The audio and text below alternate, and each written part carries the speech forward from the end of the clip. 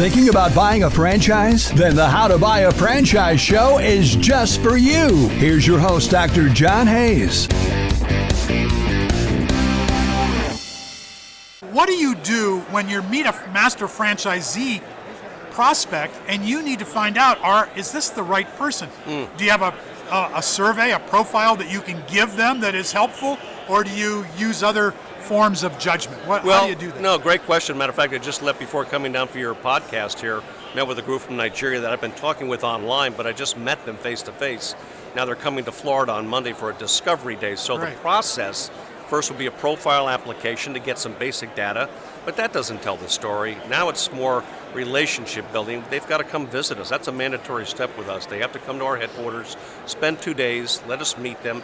Nothing to buy, no obligation. We just want to make sure they see everything, understand everything, and we need to understand and see everything as well. And then we both can take a step back at the end of that step and analyze where we are together. If it's encouraging, then we'll move on to the next step in the process. So this takes quite a while, John, to go through this process because you're building a long-term relationship. Yes.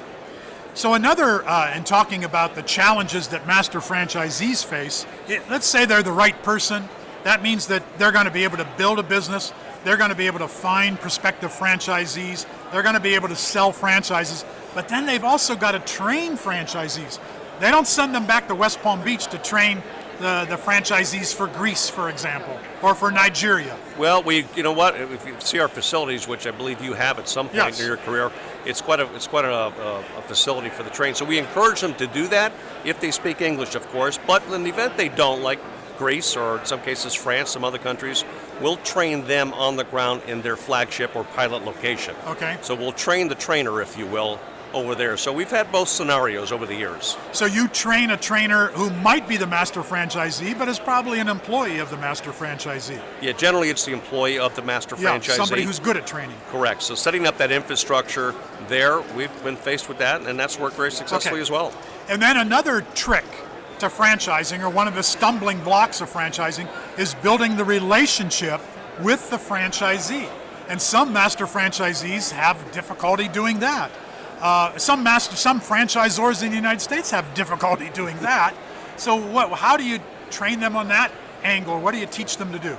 Well, it's basic people skills. So again, we go back to the root of this. Are they the right fit for a master relationship to begin with? Now again, if it's not them, we have a lot of families that are masters. So somebody on their team, brother, sister, husband, wife, they could be that person, but not necessarily the point person, but they're good for the franchise sales support side of things. So we've managed to do that as well. There's different personalities on those teams. So a master franchisee is generally not a one-person operation.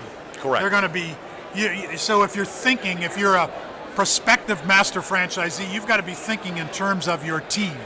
Who's going to work with you, whether it's family members or people you're going to have to hire. Yeah, and that's, if you go back to that process I mentioned a moment ago about the discovery day, they come down early in our process, we cover that. Yeah. Who else is on your team? Yes. If we did do this relationship, who else would be involved, and what do you see them doing? So we cover and probe for those questions. And if they haven't thought of that, or they don't have anybody, they don't have any family members, what do they, do you discount them at that point? Are they out of the program, or do you? No, not necessarily. Usually what we found out is they could be a single person. They go, I do know somebody that I could approach that would like to probably be involved in this. So we'll advocate for that as well. Okay. Because we know doing it themselves, especially in a large market, will be a daunting task. Not impossible, but we do encourage collaboration with other members. Okay. Yep. Then the other area is, well, how much is this going to cost me? I just want to own one unit of Sinorama in Kuwait. I don't want to be responsible for developing the Gulf countries, for example. I just want one unit, but you're not interested in doing that because it's too difficult to support one unit. You might do that, but that's not ideally what you want. But I don't want to be the master franchisee because I don't have the money. It's going to be more money to be a master franchisee.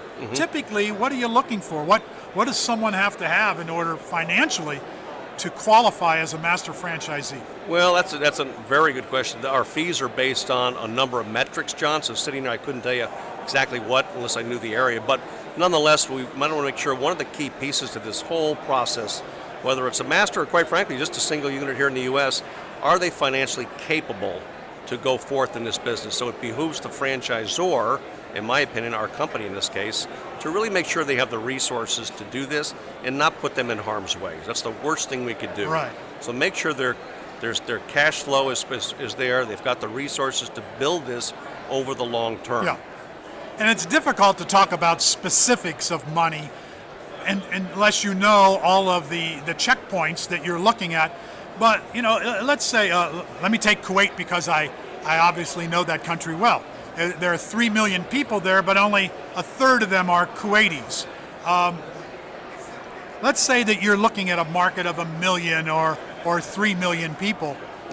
What kind of fees am I going to have to pay to get the rights to the country and then to build a unit and then to have the capital that I need to launch my franchisor side of the business? Okay, well, you mentioned 3 million, 3.5 million. That would be New Zealand, approximate size, where we have very good representatives there in a master license format. So the first part of that equation, to give you a specific, is they have to open a franchise. Remember the pilot store? Yes. So we based it on the same fees we would charge here in the United States.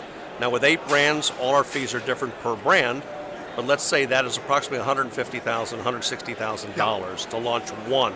Okay. That's the first step. That's what they would have to do to open the one. Now there's a master fee, and we based it on a lot of metrics in the country, economic situation, currency evaluations, etc. But let's say on the low side, John, master fees would be anywhere from $150,000 and up, depending on the geography, and the development schedule that is available in that country. For instance, New Zealand, we have Sinorama there. He's got 23 locations now. He's sold out. So it's not China, where you could put in literally hundreds and hundreds of franchises.